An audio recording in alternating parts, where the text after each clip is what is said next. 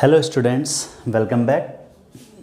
आज जो हम टॉपिक पढ़ने जा रहे हैं वो बहुत ज़्यादा इम्पोर्टेंट है और इस टॉपिक को नेशनल इनकम में अलग अलग वीडियो अलग अलग तरीके से समझाते हैं, यानी अलग अलग टीचर्स अलग अलग तरीके से समझाते हैं इस टॉपिक को स्पेशली। तो इसको मैं बड़े ही सिंपल तरीके से आपको समझाऊंगा बच्चों। तो देखिए, सबसे पहले आज हम पढ़ने जा रहे हैं, मैंने लास्ट वीडियो में आपको पढ़ाया था कि डोमेस्टिक टेरिटरी क्या होती है, नॉर्मल रेजिडेंट क्या होता है, उसके कुछ मैंने एग्जांपल्स बताए थे। उसके बाद ये नेक्स्ट टॉपिक है हमारा the various aggregate of national income.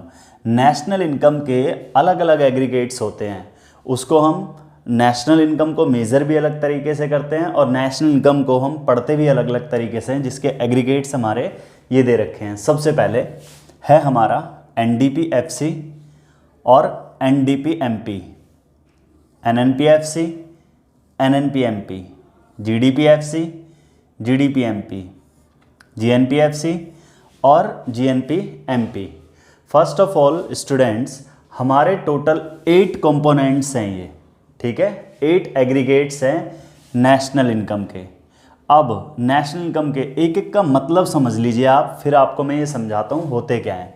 देखिए, फर्स्ट जो है, फर्स्ट अल्फ़ाबेट या तो आपका N मिलेगा या फिर G, या तो N है या फिर G। तो फर्स्ट अल्फ़ाबेट है N। N का मतलब होता है नेट। नेट एग्जैक्टली वैल्यू होती है जिसमें कुछ इंक्लूड नहीं होता।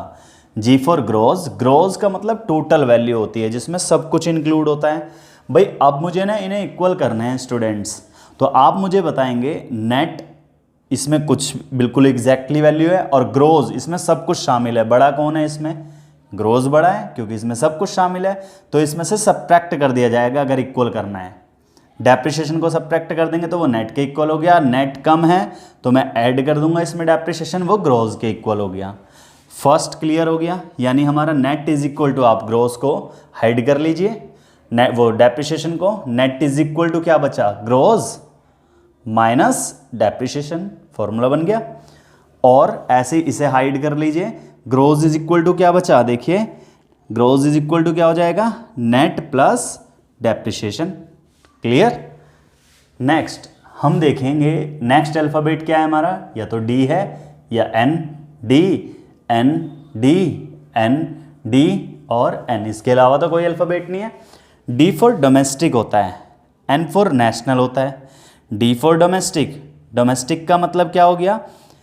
जो हमारी इकोनॉमी है, इकोनॉमी में जो प्रोड्यूस होगा वो डोमेस्टिक होता है। और नेशनल का मतलब जो हम रेस्ट ऑफ वर्ल्ड में भी प्रोड्यूस कर रहे हैं, हमारे वर्कर्स काम कर रहे हैं, हमारी फॉर्म है, वो नेशनल कहलाता है, वहाँ से जो अर्न कर रहे हैं। अब इसमें डोमेस्टिक बड़ा होता है, नेशनल बड़ा होता है, मुझे तो इक्वल करना है इसे। अब नेशनल बड़ा होता है और डोमेस्टिक छोटा होता है, तो नेशनल बड़ा है तो इसमें से सबट्रैक्ट कर दिया जाएगा NFIA। अभी बताता हूँ मैं नेक्स्ट ये क्या होता है NFIA। फिर इसके बाद डोमेस्टिक छोटा है तो इसमें मैं ऐड कर दूंगा। सेम प्रोसेस को एप्लीकेबल कर लो भाई। नेशनल वो NFIA को हाइड कर दो, नेशनल इज इक्वल टू क्या बचा? Domestic plus NFIA, domestic plus NFIA।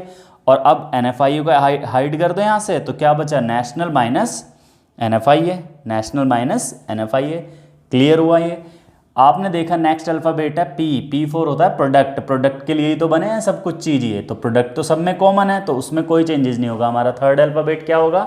या तो FC और या फिर MP हम पढ़ेंगे, या तो FC है या MP है, FC है या तो MP है, FC है या MP है। तो देखिए थर्ड अल्फ़ाबेट होता है FC। FC का मतलब होता है फैक्टर कॉस्ट। बच्चों इसको समझने के लिए आपके लिए बेस्ट ये रहेगा, फैक्टर कॉस्ट मीन्स फैक्ट्री की कॉस्ट।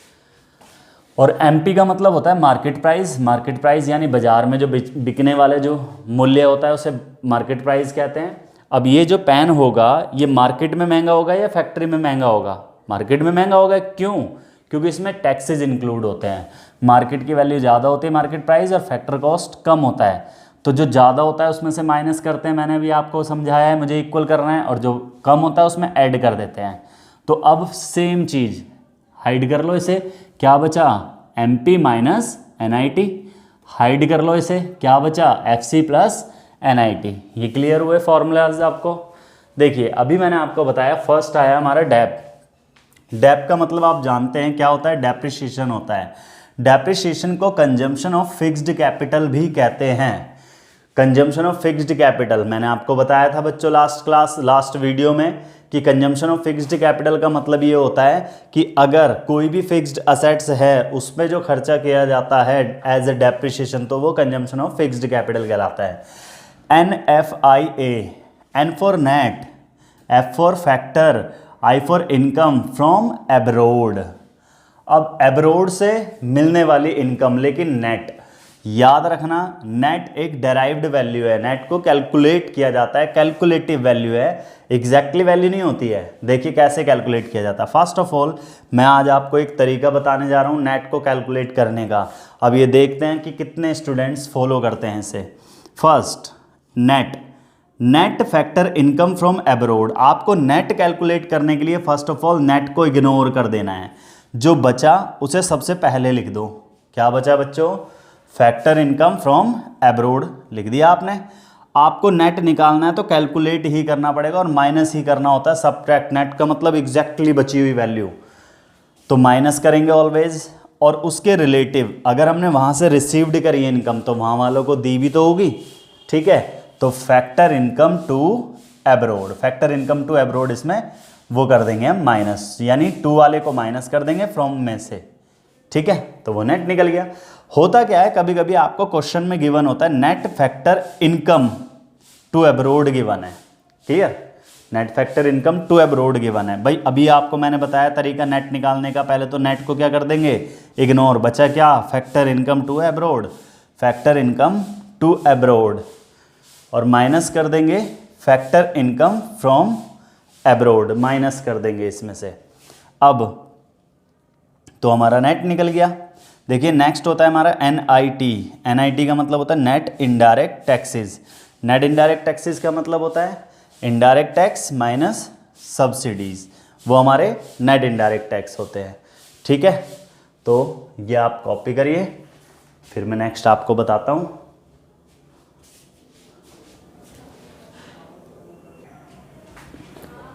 कॉपी कर लिया स्टूडेंट्स। देखिए अभी मैंने आपको बताया यहाँ पर, अभी मैंने पूरा रफ नहीं करा ये। देखिए अभी मैंने आपको बताया net factor income from abroad और टू एब्रोड। इसमें क्या कंफ्यूजन होती है जब हम एग्जाम में क्वेश्चंस न्यूमेरिकल्स करते हैं। आपको क्वेश्चन में गिवन होगा फैक्टर इनकम फ्रॉम एब्रोड और factor income to abroad, clear. From 60 है और टू 80 है। अब NFIA का मतलब ही फ्रॉम वाला होता है, इसे ही लेकर चलना है। अगर NFIA गिवन है तो हम फ्रॉम ही मानेंगे। टू स्पेशली मेंशन होता है तभी ट्रीट करना है, अदरवाइज नहीं। देखिए NFIA फ्रॉम माइनस टू होता है इसका फॉर्मूला। NFIA फ्रॉम वाला निकालना तो फ्रॉम माइनस टू हो जाएगा। फ्रॉम कितना है 60 और टू कितना है 80। 60 माइनस 80 कितना हो जाएगा माइनस का 20। NFIA टू वाला निकालना है तो टू माइनस फ्रॉम हो जाएगा 80 माइनस 60 है प्लस का। यानी आपने देखा फ्रॉम और टू में किस चीज़ का डिफरेंस है, सिर्फ साइन का। अगर आपको न्यूमेरिकल्स में क्वेश्चन में आपको NFIA गिवन है तो अगर आपको 20 गिवन है तो आप क्या कर दोगे उसको -20, क्योंकि हमें लेना कौन सा है NFIA फ्रॉम वाला ही लेना है हमें, इसलिए, ठीक है।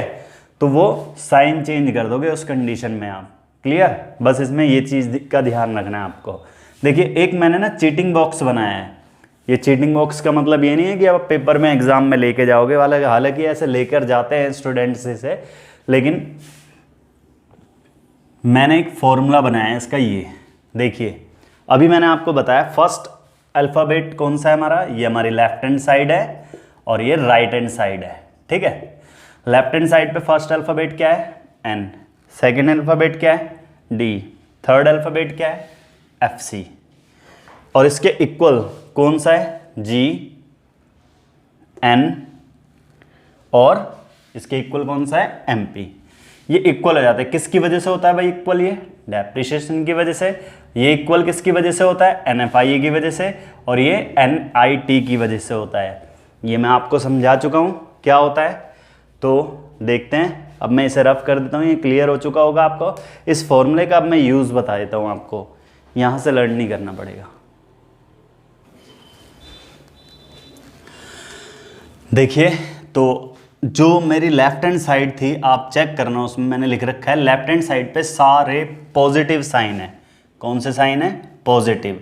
और लेफ्ट हैंड साइड पे सारे नेगेटिव साइन है। बस ये याद रखना है आपको, ठीक है। अब देखिए फर्स्ट, अगर मैं आपसे पूछूं NDP-FC GNP-FC के इक्वल है, तो बहुत सारे बच्चों का आंसर होगा सर ने इक्वल तो लिख रखा है तो इक्वल होगा। लेकिन जब मैं स्टूडेंट से ये पूछता हूं ना बच्चों 10 इज इक्वल टू 15 इक्वल है, तो सबका आंसर आता है, एकदम रिप्लाई आ जाता है कि नहीं सर। मैंने पूछा अब है, इन्होंने कहा नहीं सर। और मैंने पूछा अब है, क्या हाँ। तो ये इक्वल नहीं है, मैंने इक्वल करा इससे। ऐसे ही 10 और 10 ये इक्वल है। अब बिल्कुल एग्जैक्टली आंसर दे दिया सबने कि हाँ सर इक्वल है। भाई क्या ये NDP-FC लिख रहा है, ये भी NDP-FC लिख रहा है? नहीं लिख रहा, तो ये इक्वल नहीं है, इसे इक्वल किया जाएगा। देखिए जब इक्वल किया जाता है तो आप याद रखना, सबसे पहले नंबरिंग कर लो स्टूडेंट्स, ये आपके लिए बेस्ट रहेगा, इसलिए मैं बता रहा हूँ, ठीक है। स्टार्टिंग में ये नंबरिंग कर लेंगे, फर्स्ट, सेकंड और थर्ड। आप चेक करेंगे ये क्या है N और ये क्या है G, ये इक्वल नहीं है। तो यहाँ पर आपको राइट हैंड साइड के अकॉर्डिंग चलना है। राइट हैंड साइड पे कौन सा अल्फाबेट है? G। फर्स्ट नंबर पर, फर्स्ट ये रहा, फर्स्ट नंबर पर G, G के ऊपर कौन सा साइन है? माइनस। फर्स्ट ऑफ ऑल तो माइनस लगा दो। इसके सामने क्या लिखा है? डेप्रिसिएशन, ये इक्वल हो गया। अब चेक करो D और N, क्या ये इक्वल है? नहीं है।